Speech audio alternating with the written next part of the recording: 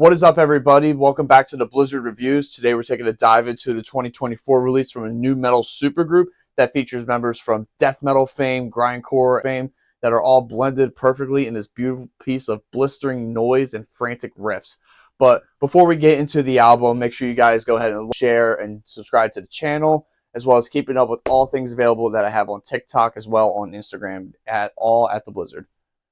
Today we're going to be taking a look at the long-awaited debut from an old project from one of death metal's most prime guitar players, alongside with some new familiar faces to bring to life this new grind album that is as much old school as the new. Today we're going to be looking at the debut album from Earthburner and their album Permanent Dawn, out today, November 8th, via M Theory Audio.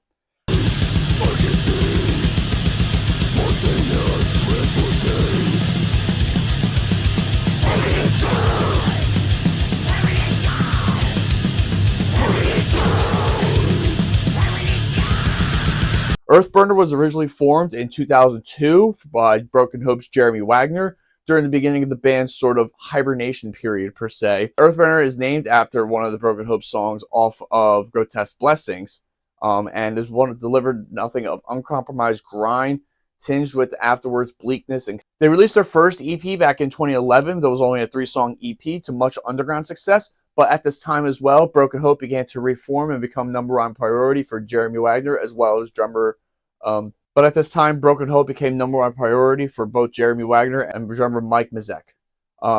Things started to really move forward in the spring of 2023 when Wagner and Mazek recruited some of the newer bandmates to come into Earthburner. One of them being Jeremy Wagner's stepson, Tyler, who was from the band Glory Gooditine, who could play on bass. It was also at this time Tyler was approached by Devin Swank, vocalist for, I don't know, some fucking band, I don't really know, which led to the golden question: what's your stepdad Jeremy doing with Earthburner? The rest is history. The full lineup in hand and an album ready to record, Earthburner was ready to unleash total hell in the form of an 18-minute grind opus with a touch of new school energy while retaining the old school dirty grind that we love from the genre. The album opens with Necrodesiac, which features Ross Dolan from Immolation. And this song really sets the entire precedent for the entire totality of this album, just being unrelentless, unapologetic, and just filled with heavy distortion and that sweet grind fuzz. This album is just filled with incredibly groovy riffs, but also there's these blistering blast beats, as well,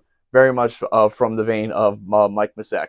With Mike Mazek also being in Jeremy Wagner's former band Broken Hope during the reunion, Jeremy was able to stand his playing style, and at the time, they were jamming to a bunch of Earthburner tracks and helped really create the whole entire foundation for this release. Also layered with these incredible backing vocals featuring Mitch Harris from Napalm Death, who would soon to become an honorary member of Earthburner.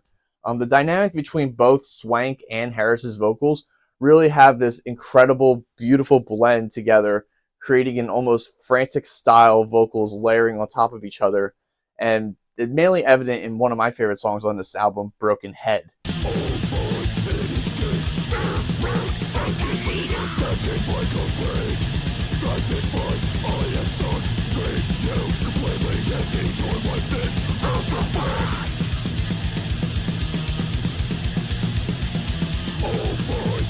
This is a very fast listening album, and with this album only being 20 minutes long, the band still doesn't feel that as a limitation to themselves by even pushing themselves even harder to put out just fast, relentless grind and putting out incredible types of just heavy, extreme music.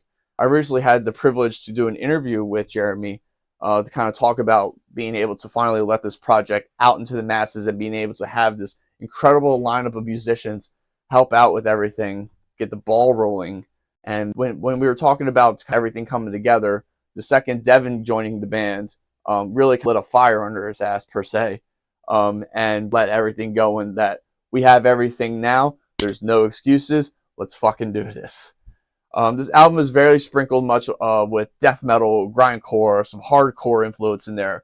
Something very much enjoyable for anybody under the extreme music spectrum. One of the things that isn't also talked about too with Earthburner, that this is a supergroup. Not a lot of many supergroups, especially in extreme metal, whether you go stuff that's a little bit more blackened in death, in the vein of a bloodbath, or something that's more slower and sludgier like Down. With having this conclave of musicians all together, really, whether it be from death metal, technical death metal, or grindcore, really having all these people together brings out the best of everybody's characteristics from each different end of the spectrum, all coming together in this album. I really think having Devin's vocals on this album really shows the band's grittiness and sort of Neanderthalic, I guess, style of that old school caveman grind that we're affiliated with a lot of the older bands, like whether it be in the vein of a Pig Destroyer, a Napalm Death, or a Brutal Truth. With his original vocal style being more along the lines of death metal, having his vocals come in for these, adding a sort of punch to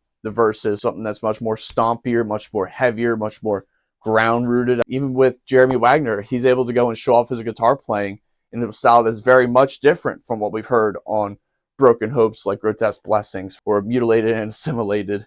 But it's still able to show the strengths and the creativity of the album, or it's able to still show, even with still fast, still technical, with a different type of approach to it. I still think that this album really shows the strengths of its creativity to create catchy grind songs with incredibly memorable riffs. The album's subject matter is kind of the same as what was expected to be with grind, whether it be corruption, politics, death, pain, suffering, agony, government, all that shit. You know, the hits.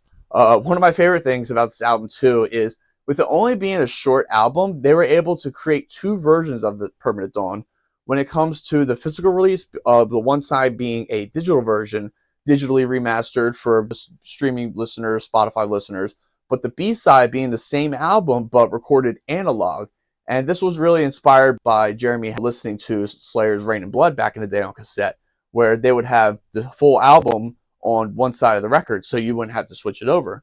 With this album being under the threshold time of under 20 minutes, they were really able to give the listener two different unique experiences while listening to this record.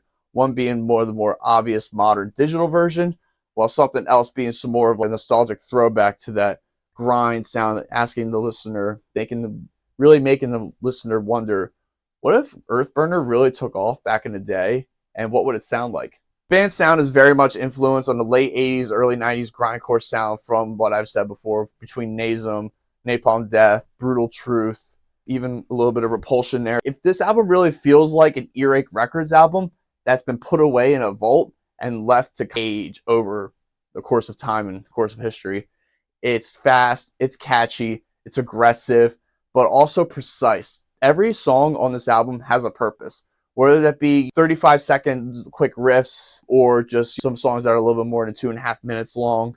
Coprophagia touches a little bit more on the death metal side of things, on being much more slower, more impending, and more reliant on the heavier side of things. This could be heard.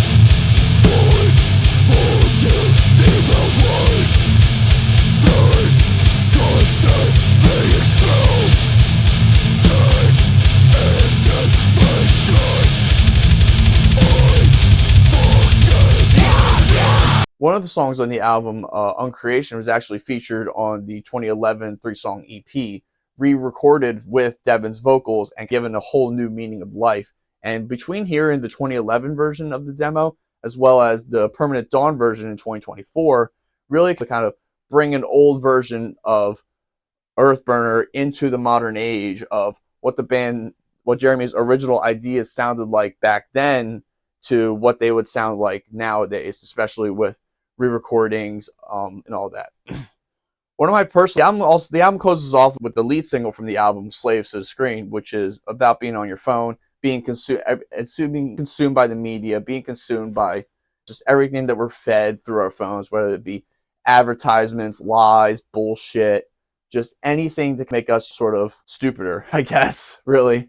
Overall, Earthburner put out one of my favorite debut albums this year, putting out an album that's been with this album being on the back burner, no pun intended, for the better part of 20 years. And one of my favorite things about this album is really it shows that it is a timeless piece of music, and that music really in itself is timeless. No matter when it was written, you can have a song written 20, 30 years ago and not release it until today, and it can still sound just as good today as it would have back then. I would give this album an 8 out of 10. This is a very impressive debut. This is a very powerful debut. This is very in your face, very direct. Earthburner is on a mission, especially now with Broken Hope being in a semi-retirement. Jeremy is able to go all in on Earthburner and really hone in what this band is going to be and what they're going to unleash onto the world. As of tour dates right now, I think the next shows they have lined up is going to be at the Decibel Metal and Beer Festival in Denver, Colorado. That's going to be featured with Autopsy, Yob, Sirathon Gold, Frozen Soul, and a plethora of other artists on there too. So if you're in that area, go get your tickets for that. That's happening on the December 6th and 7th, I want to say. So get your tickets for that. With that being said, congratulations to everybody in Earthburner. Hopefully there's going to be some sort of full tour coming up soon within probably next year or so. And thank you guys for watching. Make sure you guys go pick up the new Earthburner album out now. Earthburner's debut album, Permanent Dawn, is out now via M Theory Audio, so make sure you go pick it up at their record store.